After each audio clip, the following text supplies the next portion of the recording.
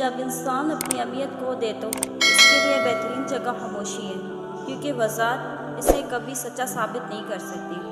الفاظ کبھی بھی انسان کو اس کا کھویا ہوا مقام واپس نہیں دلا سکتے، مگر ہاں، خاموشی مزید تسلسل سے بچا لیتی ہے۔ اگر آپ دل کی بات کسی سے کرنا چاہتے ہیں تو وہ آپ اللہ تعالیٰ سے کریں۔ آپ کی ہر بات سنے گا اور برا بھی نہیں مانے گا اور نہ ہی اکتائے گا۔ آپ کو بات کر کے سکون بھی ملے گا۔ ہنستے اور مسکراتے رہیں، اوروں کے لیے نہیں بلکہ صرف اپنے والدین کے لیے۔ آپ کو ہنستا مسکراتا دیکھ کر ان کی جان میں جان آتی ہے۔ انسان کی حقیقت ان چیزوں میں نہیں ہے جو وہ ظاہر کرتا ہے، بلکہ ان چیزوں میں ہے جنہیں وہ ظاہر نہیں کر سکتا۔ اس لیے اگر تو اسے سمجھنا چاہتے ہیں تو ان باتوں پر دھیان نہ دیں جو وہ کہتا ہے، بلکہ ان باتوں کو سنیں جو اس کی زبان سے ادا نہیں ہوں۔ اچھا سوچیے اور اچھا بولیے، کیونکہ بدگمانی اور بدزبانی دو ایسے عیب ہیں جو انسان کے ہر کمال کو زوال میں بدل دیتے ہیں۔ جذباتی ہونا، جلدی غصہ کر جانا، چھوٹی چھوٹی باتوں کو دل پر لے لینا، جلد رو دینا، ایک صاف دل انسان کی نشانی ہوتی ہے۔ اس کی وجہ سے جذبات میں شدت کا ہوتا ہے۔ یہ سب خوبیاں کبھی کسی منافق میں نہیں پائی جاتی۔ ان کا تعلق ان لوگوں سے ہوتا ہے جو رشتوں کو دماغ سے بڑھ کر دل سے نبھاتے ہیں۔ بہت پیارے اور بہت نیک ہوتے ہیں جو آپ کے پینٹ پیچھے آپ کا دفاع کرتے ہیں اور آپ کو علم بھی نہیں ہوتا۔ اس سے کوئی فرق نہیں پڑتا کہ آپ دیکھنے میں کیسے لگتے ہیں۔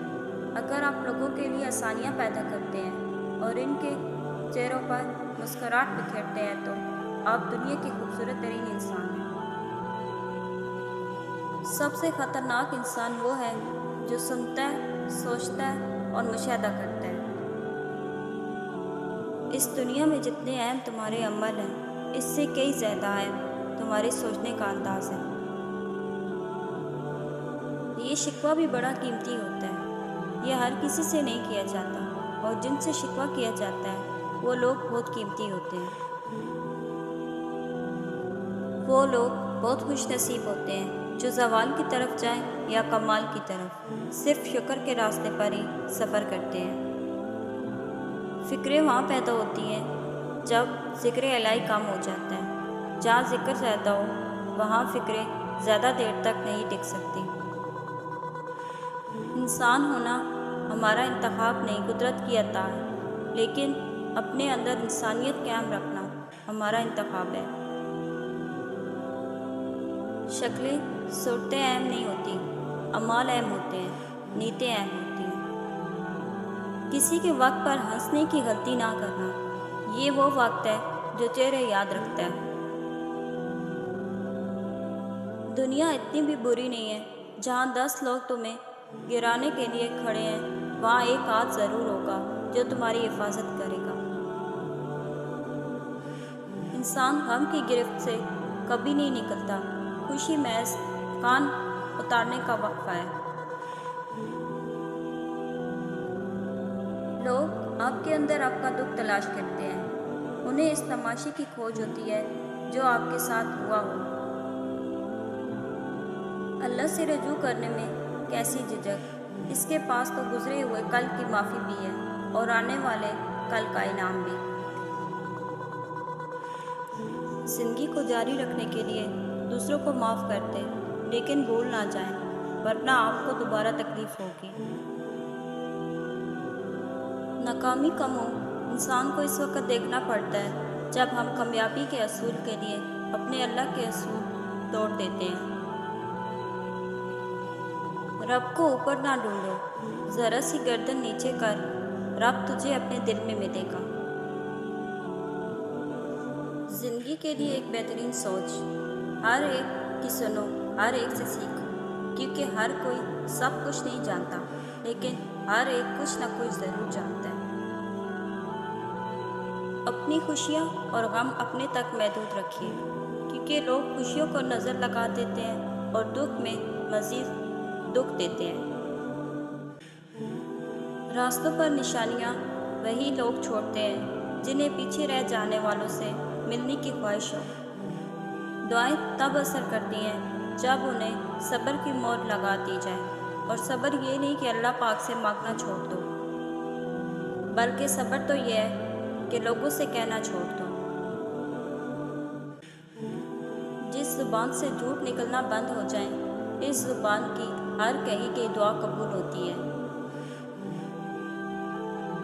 اللہ تعالیٰ کے ہر فیصلے پر خوش رہیں، کیونکہ اللہ تعالیٰ وہ نہیں دیتا جو آپ کو بہتر لگتا ہے، بلکہ اللہ تعالیٰ وہ دیتا ہے جو آپ کے لیے بہترین ہوتا ہے۔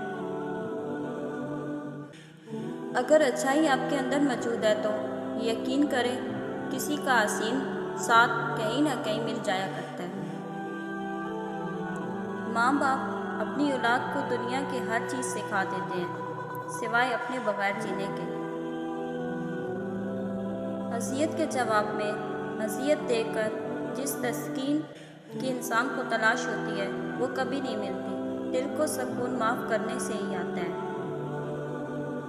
انا 3 حروف پر مشتمل ایک چھوٹا سا لفظ ہے، بڑے سے بڑے، گہرے سے گہرے رشتوں کو تباہ کر دینے کی صلاحیت رکھتا ہے۔ کسی کا ظلم برداشت کر کے چپ رہنا صبر ہوتا ہے، لیکن اپنی بے عزتی کروا کے چپ رہنا اپنے اوپر ظلم ہوتا ہے۔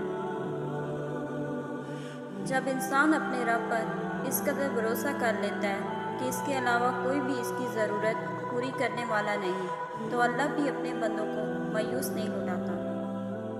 اللہ پاک نے اگر کسی کے دل میں تمہاری چاہت کا بیج بویا ہے تو اس چاہت کو تم تک پہنچانے کا راستہ بھی بنایا ہے۔